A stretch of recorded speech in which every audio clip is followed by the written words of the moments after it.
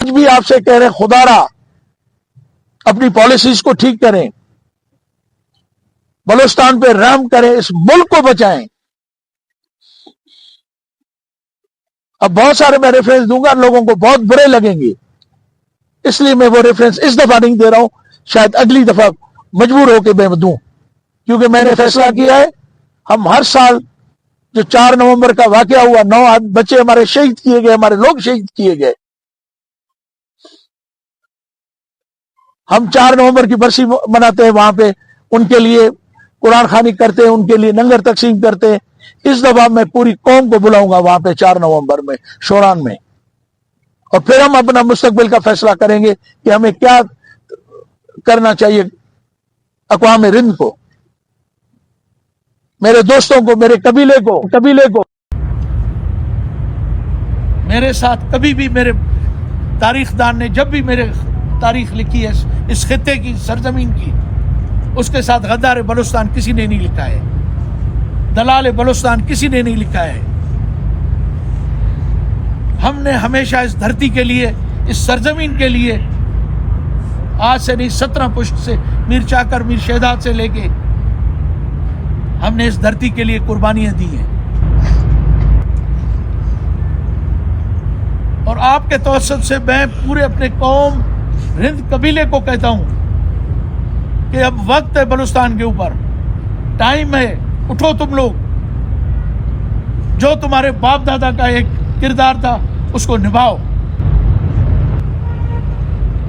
اور بلوچستان میں جو ایک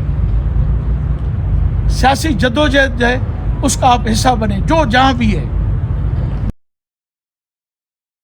سب سے پہلے تو میں آپ سارے دوستوں کا شکر گزار ہوں، احسان مند ہوں آپ لوگوں کا کہ آپ تشریف لائیں، اور آج بڑے عرصے کے بعد میری خواہش بھی تھی کہ میں آپ لوگوں سے ملوں، آپ لوگوں سے موجودہ جو بلوچستان کی صورتحال ہے وہ ڈسکس کروں، کچھ حال حوال آپ سے لوں اور کچھ حال حوال اپنے آپ تک آپ کے۔ تو میری دلی خواہش یہ تھی کہ جو موجودہ صورتحال ہے بلوچستان کی، اس کے بارے میں کچھ آپ سے میں گفتگو کروں، اور صورتحال جو موجودہ صورتحال ہے اس پہ اپنا پوائنٹ آف ویو آپ تک میں پہنچاؤں۔ ہم تو کوشش کرتے رہے کہ بلوچستان کے حالات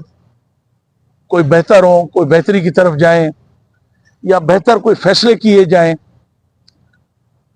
مگر میرے جیسے لوگ جو ہمیشہ ہم نے جمہوریت کی بات کی، ڈیموکریسی کی بات کی، بھائی چارے کی بات کی،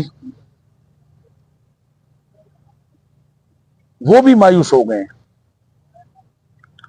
مایوس تو بلوچستان کے میرے خیال میں جن لوگ آج تک ڈیموکریٹک سیاست پہ اور جمہوریت پہ یقین رکھتے تھے،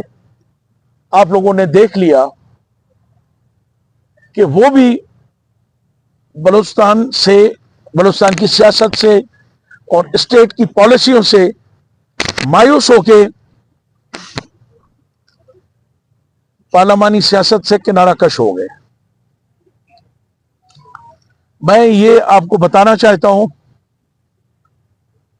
کہ موجودہ حکومت، موجودہ فیصلہ کرنے والی جو قوتیں ہیں، انہوں نے یہ فیصلہ کر لیا ہے کہ ملک میں نہ جمہوریت چھوڑنی ہے، نہ جمہوری اداروں کو چھوڑنا ہے، نہ جو جمہوریت پہ یقین رکھتے ہیں ان کو بخشنا ہے۔ اور میں سمجھتا ہوں سردار اختر مینگل کا جو ریزائن ہے یہ اس کی پہلی نشانی ہے، اور میں یہ آپ کو یقین دلاتا ہوں کہ یہی صورتحال رہی اور اسی طرح فیصلے کیے گئے تو مجھے یقین ہے کہ ایک دن بلوچستان میں کوئی سیاست میں یا جمہوریت میں یا الیکشنوں میں شاید کوئی بھی सियासी शख्स इसका हिस्सा न बने। अगर लोगों को मेरी इस बात का यकीन नहीं है तो पिछले 5-7 सालों की मेरी वीडियो रिकॉर्डिंग निकाल के देखें, मेरे इंटरव्यूज को देखें, और जो असेंबली में मैंने जो जो बातें कही थी, अगर वो सच साबित नहीं हुई है तो मुझे वो सजा दी जाए जो एक कसूरवार को दी जाती है। आज दोबारा मैं ये आप लोगों के सामने आज इस मीटिंग को गवाह बना के, इस मौके को अपना गवाह बना के, क्योंकि रिकॉर्डिंग भी हो रही है और वीडियो ऑडियो सब कुछ हो रहा है, और सबसे बड़ी बात, मैं आपको गवाह बनाना चाहता हूं, क्योंकि आप ही हमारे माशरे का जो है ना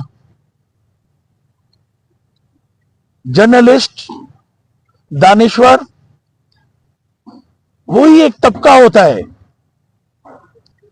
वही एक तबका होता है जो कौमों की नुमाइंदगी करता है,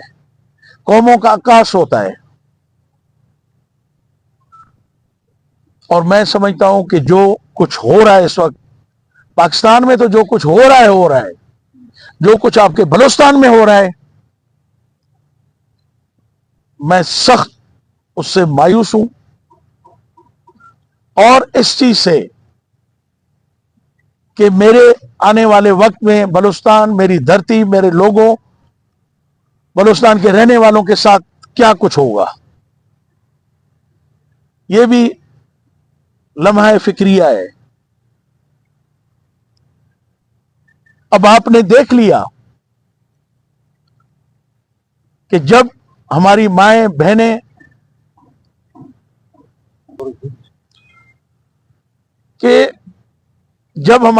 बहनें यहां से निकल के जिस तरह इस्लामाबाद में पहुंची, और जिस तरह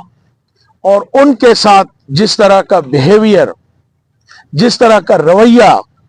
इख्तियार किया गया, तो ये उस दिन जो यहां पे इवेंट हुआ, वापसी पे उनकी, हमारी माओ बहनों की जो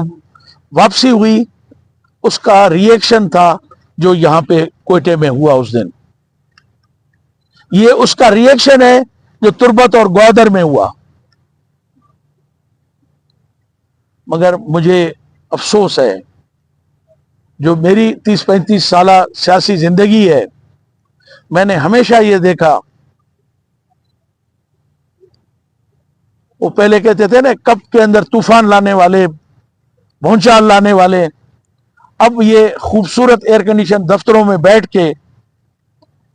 अब हमने देख लिया है कि बलूचिस्तान में उसको नुमाइंदा समझा जाता है, उसको अहमियत दी जाती है, उसको वसाइल दिए जाते हैं, उसको सियासी किरदार दिए जाते हैं, जो कुछ खूबसूरत ऑफिसों में बैठ के बलोच और बलूचिस्तान को गालियां दे। आज जो इंसिडेंट हुआ है मूसा खेल में, दोबारा मारी गैस वाले जो उनके एम्प्लॉइज थे या कॉन्ट्रैक्टर्स थे, यही सूरत बोलान में है। बोलान आग में जल रहा है। क्या मच का वाकया स्टेट और भूल गए कि हमारे यहां रिंदों की जमीन पे ऑयल एक्सप्लोरेशन हुई है, प्रूफ हो गया है, 2 वेल कामयाब हुए, मगर हमारे यहां पहले कहते थे जी गोरे सरकार, अब हमारे ऊपर काली सरकार आके बैठ गई है। माड़ी गैस का जो भी इंचार्ज है, डीजी है, जो भी है वहां है, सारे कॉन्ट्रैक्टर उसने बाहर से बुलाए, सारे बेनिफिट वो बाहर के लोगों को दे रहा है। 1 रुपया उन मालिकों जमीनों की जो सदियों से, हजारों सालों से उस जमीन पे बैठे हुए हैं, उनको नहीं दिया जा रहा है। अपने दलालों को माड़ी गैस लाके बिठाता है। इस तरह से ऑयल एक्सप्लोरेशन होगी, इस तरह से तरक्याती काम होंगे, इस तरह से बलूचिस्तान के हालातों को ठीक किया जाएगा? नहीं होगा ऐसे। आज भी हम जमहूरी तरीके से बैठ के ये बात कर रहे हैं, कल हम सामने खड़े हो जाएंगे, हाँ हमें पता है हम लड़ नहीं सकते, ہمارے بس میں نہیں ہے اسٹیٹ کے ساتھ لڑنا، ہاں مگر ہماری اپنی جان ہمارے اپنے ہاتھ میں ہے کہ ہم اپنی جان دے سکتے ہیں. ہم اپنے لوگوں کے حقوق کے لیے اب بہت کوشش کی کہ پرامن طریقے سے ہم اپنی جدوجہد کریں، مگر اس کا نتیجہ نکل نہیں رہا ہے. ہم کو ڈرایا جا رہا ہے، ہمارے مخالفین کو، قاتلوں کو اربوں روپے کے فنڈز دیے جا رہے ہیں.